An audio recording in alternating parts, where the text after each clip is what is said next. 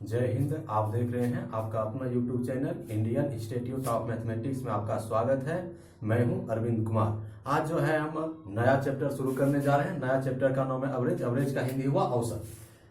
Average का हिंदी हुआ औसत। अब देखिए इसमें औसत हम किसे कहते हैं। सबसे पहली बात, औसत हम किसे कहते हैं। औसत देखिए एक ही प्रकार की दी हुई राशियों के योग में उनकी संख्या से भाग देने पर प्राप्त परिणाम औसत कहलाता है। क्या कहलाता है? औसत कहलाता है। इसको हम एक बार फिर से पढ़ देते हैं। देखिए क्या दिया हुआ है।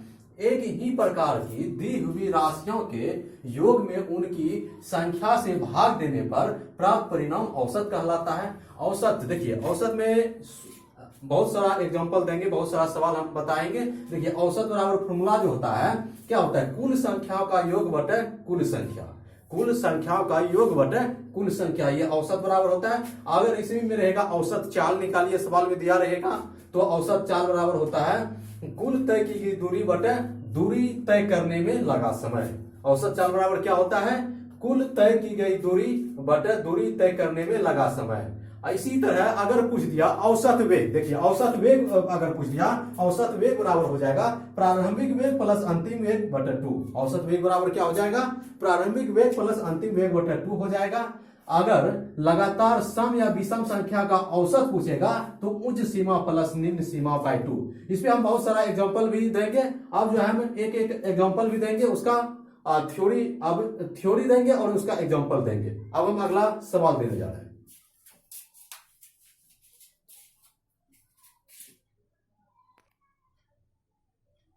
आप जो है इस सवाल को देखिए। इस सवाल में क्या दिया हुआ है, हम प्रत्येक थ्योरी देंगे और उस पे हम एक एग्जांपल देंगे, ठीक ना। तो सवाल बनाने में कोई भी दिक्कत नहीं होगा। देखिए क्या दिया हुआ है, n लगातार प्राकृतिक संख्या का औसत बराबर क्या होता है? n plus 1/2। इसको याद रखना है। n लगातार प्राकृतिक संख्याओं का औसत बराबर होता है n प्लस 1/2। इसको याद रखना है। इस पर बहुत सारा सवाल बन सकता है, ठीक ना। इस पर हम एक एग्जांपल दिए हैं, ऐसा बहुत सारा सवाल आएगा। अभी जो है हम प्रत्येक थ्योरी में हम एक एक एग्जांपल देंगे, उसके बाद जब चैप्टर शुरू कर देंगे उसमें बहुत सारा सवाल बताएंगे, ठीक ना। देखिए इसमें क्या दिया हुआ है, 1 से 100 तक की लगातार प्राकृतिक संख्या का औसत ज्ञात करें। सवाल में क्या दिया हुआ है? 1 से 100 तक की लगातार प्राकृतिक संख्या का औसत ज्ञात करें। इसमें देखिए 1 से 100 तक, देखिए 1 2 3 4 प्राकृतिक संख्या किसे कहते हैं? गिनती की संख्या को प्राकृतिक संख्या कहते हैं। इस तरह रहेगा डॉट डॉट 100 तक रहेगा तो इसका औसत बोल रहा है ज्ञात करने के लिए। इस तरह में ये फॉर्मूला यूज होगा, ठीक ना। इस फॉर्मूला को याद रखना है और सवाल को बना दीजिए। देखिए n बराबर होता है लास्ट टर्म। लास्ट टर्म कितना है? देखिए n बराबर लास्ट टर्म 100। अब 100 है ना, इसमें क्या बैठ जाएगा? देखिए n प्लस 1/2। n का मान 100 है, last term 100 plus first term, first n plus 1 हो जाएगा। यहाँ 1 1 से n प्लस 1/2 होता है ना, यहाँ n लास्ट टर्म प्लस 1/2 यानी कि 1/2 कितना हो जाएगा? 101/2। इसको कटाएंगे कितना हो जाएगा? 50.5। इसका आंसर क्या हो जाएगा? 50.5 इसका आंसर हो जाएगा। ठीक, अब हम अगला थ्योरी दे रहे हैं, उस पर भी हम एग्जांपल देंगे।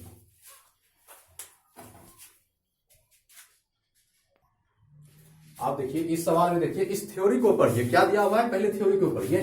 n लगातार प्राकृतिक सम संख्या का औसत बराबर क्या होता है? n plus 1। n लगातार प्राकृतिक सम संख्या का औसत क्या होता है? n plus 1। इसको जो है याद रखना, ठीक ना। इस पर जितना सवाल आएगा इस तरह का सभी सवाल बन जाएगा। अभी जो है हम प्रत्येक थ्योरी में एक एक एग्जांपल दे रहे हैं, ठीक ना। जब सवाल बताएंगे इस पर हम बहुत सारा सवाल बताएंगे, ठीक। देखिए प्रथम लगातार 25 सम संख्या का औसत ज्ञात करें। प्रथम लगातार 25 सम संख्या का औसत, जैसे प्रथम लगातार जैसे 2 होगा, 4 होगा, 6 होगा, इसी तरह 25 तक 25 सम प्रथम लगातार 25 सम संख्या का औसत।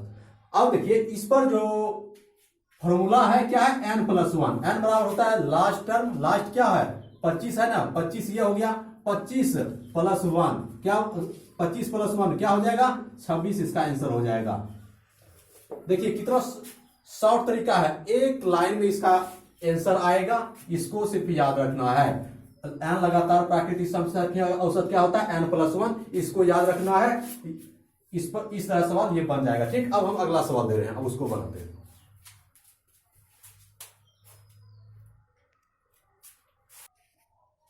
अब जो है इस थ्योरी को पढ़िए, देखिए क्या दिया हुआ है, पहले इसको पढ़िए, ठीक ना, इसके बाद इस सवाल को बनाइए।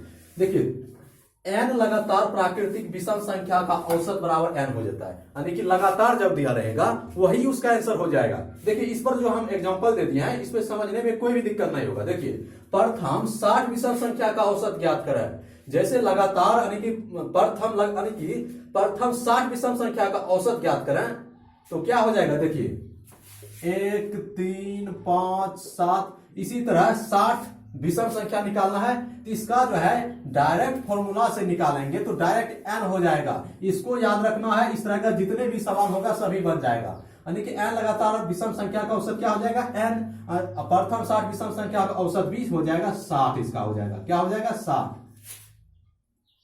लगातार जब लगातार रहेगा तो उसका डायरेक्ट आंसर n हो जाएगा, ठीक, विषम संख्या में। अब देखिए लगातार संख्याओं का औसत, इसमें देखिए सम और विषम नहीं है, लगातार संख्याओं का औसत, कोई भी सम हो विषम हो दोनों, लगातार संख्या का औसत पहली संख्या प्लस अंतिम संख्या बाई 2 हो जाएगा। क्या हो जाएगा, पहली संख्या प्लस अंतिम संख्या बाई 2। देखिए एग्जांपल में 9 10 12 13 14 डॉट डॉट करके 40 तक का औसत बोला है ज्ञात करने के लिए, तो इसमें जो है इसी फॉर्मूला से ही ये शॉर्ट नियम बनेगा, अन्यथा एक 9 से लेकर 40 तक को जोड़ना पड़ेगा, उसके बाद उतना अंक से भाग देना पड़ेगा। इसलिए इसको याद रखना जरूरी है, ये याद रहेगा तो बड़ा से बड़ा सवाल बस एक लाइन में बन जाएगा। इसमें देखिए पहली संख्या क्या है 9 है ना, 9 प्लस अंतिम संख्या क्या है 40 बटे क्या है 2 है, बटा 2 कर देंगे, कितना हो गया 40 9 49 बटे 2, इसको कटाएंगे कितना हो जाएगा 24.5, इसका आंसर हो जाएगा। कितना हो गया 24.5, इसका आंसर हो गया। अब हम अगला सवाल दे रहे हैं और उसको बनाते हैं।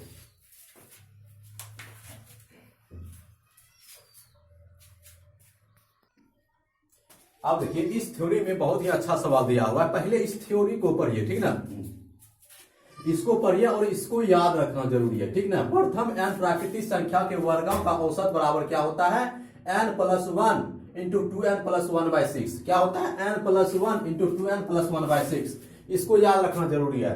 प्रथम n प्राकृतिक संख्या के वर्गों का औसत बराबर क्या होता है n plus 1 into 2n plus 1/6।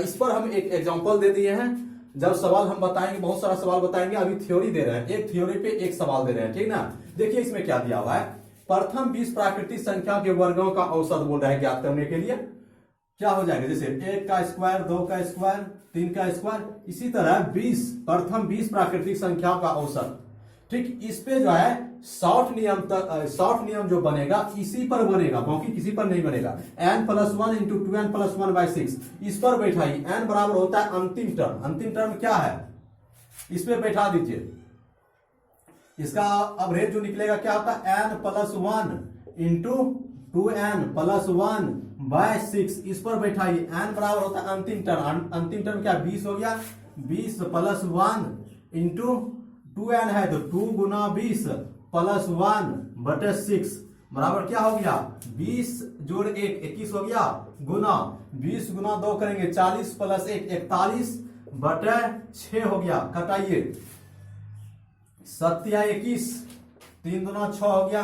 अब कटाइए, नहीं कटेगा गुना कीजिए, कितना हो जाएगा 7 चौके 28 287 हो जाएगा बटा 2, इसको कटाइए 1 4 3.5 143.5 इसका आंसर हो जाएगा, ठीक ना। कितना हो जाएगा 143.5 इसका आंसर हो गया। अब हम अगला थ्योरी दे रहे हैं, उस पर भी हम सवाल दे रहे हैं, ठीक है। अब हम अगला थ्योरी दे रहे हैं।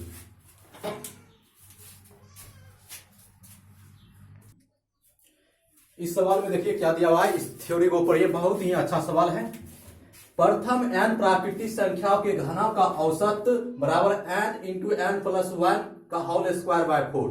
इसको जो है याद रखना बहुत ही जरूरी है, ठीक ना। इस तरह का सवाल एग्जाम में भी आया है और आ भी सकता है, प्रत्येक एग्जाम में इस तरह का सवाल आता है। देखिए प्रथम n प्राकृतिक संख्याओं के घनों का औसत बराबर क्या होता है n इंटू n प्लस 1 का होल स्क्वायर बाय 4। अब देखिए इस पर हम एग्जाम्पल दिए हैं जिससे कि समझने में कोई भी दिक्कत नहीं होगा। देखिए प्रथम 16 प्राकृतिक संख्याओं के घनों का औसत क्या होगा? प्रथम 16 प्राकृतिक संख्याओं के घनों का औसत क्या होगा? अब देखिए इस पर बैठाइए, इस तरह के सवाल में इसका एवरेज क्या हो जाएगा? n इंटू एन प्लस 1 का होल स्क्वायर बाय 4। n बराबर होता है लास्ट टर्म। तो 16 प्राकृतिक संख्याओं के घनों का औसत पूछ रहा है ना, तो लास्ट क्या हो गया? 16 ही होगा। तो 16 इंटू क्या हो जाएगा? 16 प्लस 1 का होल स्क्वायर बाय 4। अब देखिए क्या हो जाएगा? 16 गुना 17 बाय 4। इसको घटाइए, 4 चौके 16, 17 गुना 17 289, 289 गुना 4, 289 गुना 4 करने पर कितना आ जाएगा? 289 गुना 4 करने पर 1156। हाँ 1156 आ जाएगा। ठीक, कितना आ जाएगा? 1156। ये हो जाएगा आंसर। प्रथम 16 प्राकृतिक संख्या के घनों का औसत क्या होगा? तो 1156 होगा। ठीक ना। अब हम अगला थ्योरी दे रहे हैं, अब उस पर भी हम एग्जांपल देंगे। प्रत्येक एग्जांपल बहुत ही आम है और आज का क्लास बहुत ही इंपॉर्टेंट है। एवरेज चैप्टर अब चलता ही रहेगा। ठीक ना। अब हम अगला थ्योरी दे रहे हैं।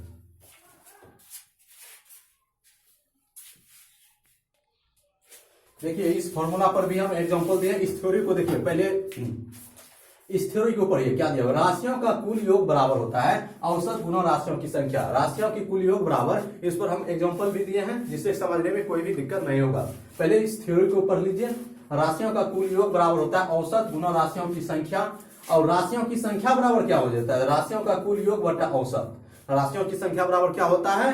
राशियों का कुल योग बटा औसत। हाँ, औसत बराबर इसमें क्या हो जाएगा? राशियों की संख्या बटा राशियों का कुल योग। ठीक, इसको जो है तीनों को याद रखना जरूरी है। ठीक, इसको भी याद रखना है, इसको भी याद रखना है। ठीक ना, और इसको भी। अब देखिए हम इस पर एग्जांपल दिए हैं जिससे समझने में कोई भी दिक्कत नहीं होगा। यदि कुछ राशियों का योगफल 66 और औसत 6 है तो राशियों की संख्या बताइए। क्या दिया हुआ है? यदि कुछ राशियों का औसत 66 और औसत 6 है तो राशियों की संख्या बताइए। योगफल इसका 66 दिया हुआ है, औसत 6 दिया हुआ है। अब इसमें देखिए राशियों की संख्या बोल रहा है ना, राशियों की संख्या बराबर क्या होता है? इस फॉर्मूला पे ये बैठा दीजिए, आंसर मिल जाएगा। राशियों की संख्या यहां लिखेंगे, राशियों की संख्या बराबर क्या हो जाएगा? कुल राशियों का योगफल 66 हो गया बटे औसत। इसका औसत कितना है? 6। इसको कटा दीजिए, बराबर हो जाएगा 11। इसका आंसर हो जाएगा कितना? इसका आंसर हो गया 11। इसका आंसर हो गया। अब हम अगला थ्योरी दे रहे हैं, अब उसको भी बनाते हैं। ठीक,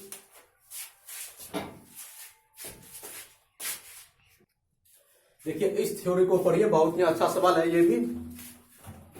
लगातार सम या विषम संख्या का औसत बराबर होता है पहली संख्या प्लस अंतिम संख्या बाई 2।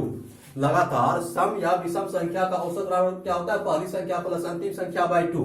इसको जो है याद रखना है, ये याद रहेगा। बड़ा से बड़ा सवाल जो है बहुत आसान तरीका से बनेगा। इसमें देखिए 9, 11, 13, 15, 17, 19 का औसत याद कराएं तो इसमें देखिए इस फॉर्मूला पे बैठा दीजिए। क्या हो जाएगा? पहली संख्या 9 हो गया प्लस अंतिम संख्या, इसका एवरेज निकालिए इस तरह में। पहली संख्या प्लस अंतिम संख्या, अंतिम संख्या क्या? 19 बटे 2। कितना हो गया? 19, 9, 28 बटे 2 बराबर कितना आंसर आ जाएगा? 14। इसका आंसर हो गया। ठीक ना। अगर इसमें ये छोटा है 9, 11, 13, 15, 17, 19, टोटल संख्या को जोड़ के टोटल संख्या से भाग देंगे तो निकल जाएगा इसमें भी। लेकिन ये संख्या बहुत बड़ा रहेगा, 9, 11, 13, 15, 17, यहां से दिया रहेगा 57 तक का निकालिए तो एक बगल से 57 तक को जोड़ना पड़ेगा इस तरह में। इसलिए इस फॉर्मूला जो है, ये जो फॉर्मूला है बहुत ही अच्छा है और इंपॉर्टेंट है। बड़ा से बड़ा सवाल जो है बहुत आसानी तरीका से बन जाएगा, इसलिए इसको याद रखना जरूरी है। इसका आंसर कितना हो गया? 14। अब हम अगला सवाल दे रहे हैं, अब उसको बनाते हैं।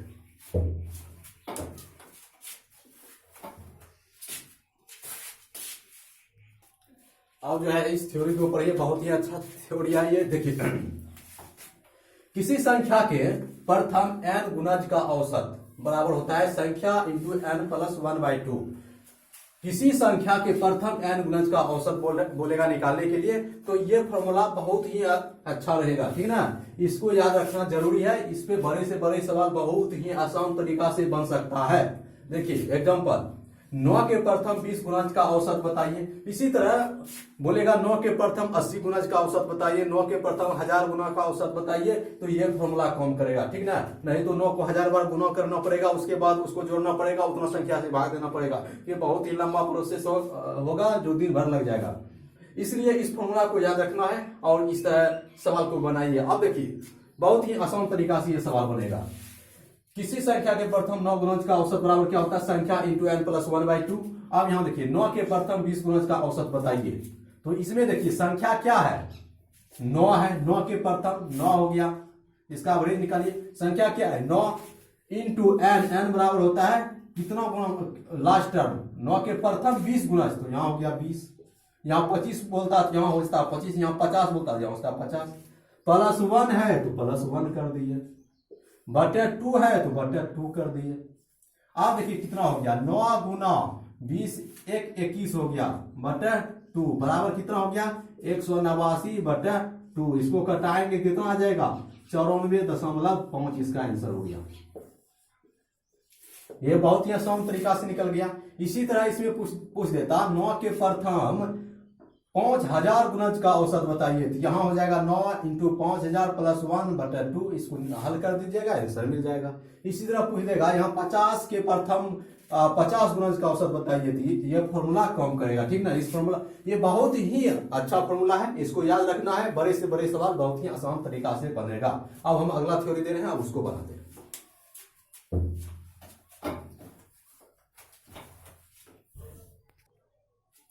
आज का ये लास्ट थ्योरी है। अब हम अगले क्लास में थ्योरी बताएंगे। आज का ये लास्ट थ्योरी है। देखिए इसमें क्या दिया हुआ है, यदि x लगातार विषम संख्या का औसत दिया गया हो तो सबसे बड़ी विषम संख्या बोलेगा ज्ञात करने के लिए। तो क्या हो जाएगा औसत प्लस n-1, ठीक ना।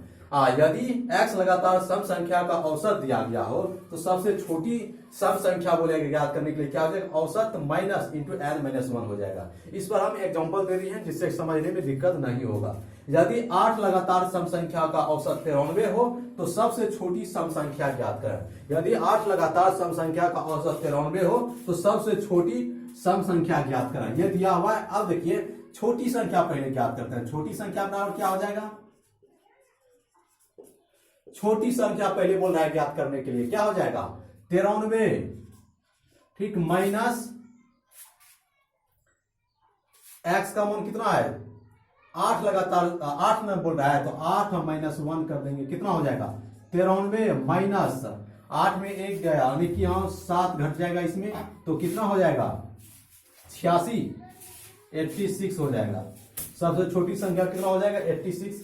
अब इसमें बोल देगा बड़ी संख्या, तो बड़ी संख्या क्या हो जाएगा,